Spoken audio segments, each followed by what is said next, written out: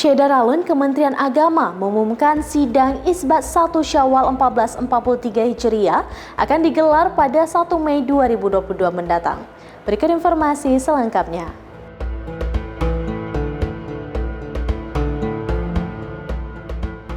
Syederalun Kementerian Agama atau Kemenak mengumumkan sidang Isbat 1 Syawal 1443 Hijriah akan digelar pada 1 Mei 2022 mendatang.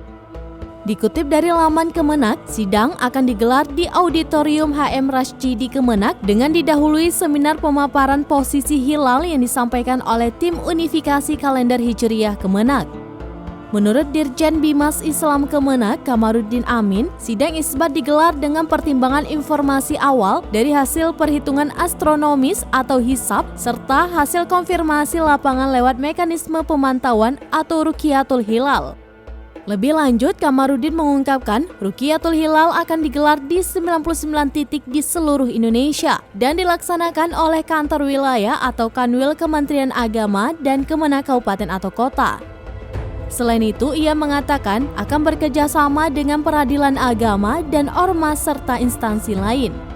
Terkait hasil dari sidang isbat, Kamarudin menyebut akan disiarkan secara langsung melalui platform Kemenak maupun TV nasional.